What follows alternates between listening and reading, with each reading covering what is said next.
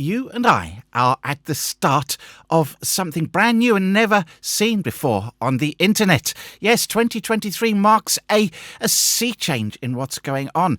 And there are so many different ways that you can take advantage of this. Let me just talk about one of them. First of all, let's take a bit of a look back at the internet. We kicked off with what is now called Web 1.0. That's the early days of the 90s with a very simple, static websites. We had text, of course, hyperlinks, some images. They sometimes took ages to download, and I'm sure many of you will remember that. Some of you won't. You're lucky enough to have been born much later, perhaps in the world of Web 2.0. That's when we started to get, dynamic websites, a JavaScript-driven interactivity with Ajax. But really all it meant was that web pages could go and fetch data in the background, update themselves, and you didn't have to click all around and over the shop and backwards and forwards. It was all there on the page for you. For example, Facebook and sites like that. Amazon became a huge behemoth with the way it offered such easy shopping. But don't you think it's been, a little bit boring over the last few years? Not a lot of great innovation. Some people have been talking about a new wave coming, Web 3.0. They think that that's going to be based around the blockchain, cryptocurrencies, decentralization. But I don't think that's Web 3.0. That's a distraction. You see, every time that we've tried to decentralize websites, even going back to the very beginning, big companies have succeeded in turning it into lots of walled gardens. Facebook is walled. Everywhere that you look, the social media sites, TikTok, it's all walled, and you use their experience exclusively. Well, I don't see that changing anytime soon to a place where we are all self-publishing again and it's easy to get the hits. You can't without the assistance of big companies sending traffic in your direction or you hopping onto their platform. For example, on YouTube. YouTube is very, very careful about how it lets you grow. It wants to see you produce a lot of videos over a good length of time that are all quality, and it will reward you.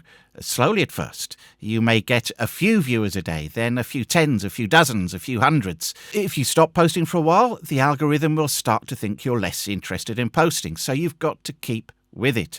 And a lot of people don't stay the course because it can take months. And this is where the new technology can help us all out. It's ChatGPT. And with it, you can ask it for ideas for your channel. You can ask it to write the scripts for your videos. You can ask it to write the descriptions to go in your videos. Or you can just use it a little bit, like I have in this example today. What I did was I wanted to write a script about all the potential downsides of ChatGPT because I felt not enough of that was being looked into. So I hopped over to ChatGPT and I asked it to list 10 downsides of the adoption of language models such as ChatGPT, and it did so.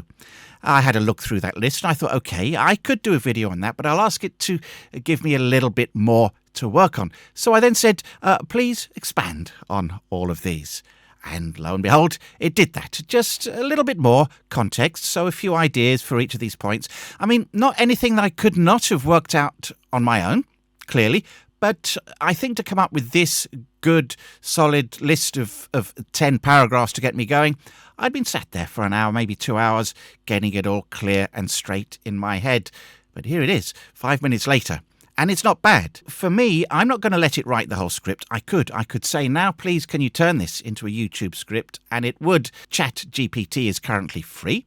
Use it any way you choose to use it. I've chosen to use it simply as a set of prompts. So what I do with those, I then put those up on the screen. Right just behind the camera, and then I can briefly refer to them, have a quick look at the points of each in each of the paragraphs, and then I can talk about them because I already know what it is I want to say. My preferred way of making a YouTube video is to record from start to end, cut out all the mistakes, all the rubbish bits, the bits where I might tend to waffle on for too long, perhaps like this, and then I can go ahead and edit it later, and then drop in all the overlays and all the what's known as B-roll as is necessary. On YouTube, you probably as you may know, need to make 100 videos or so before your channel really starts to get taken seriously. How easy is it for you to generate 100 ideas and the basic concepts around them? It's a lot of work, isn't it? So let ChatGPT do the majority of that initial groundwork for you. Why not? And then if you're like me and you know about the subjects, or you think you know enough about the subjects, then you can just use those as prompts.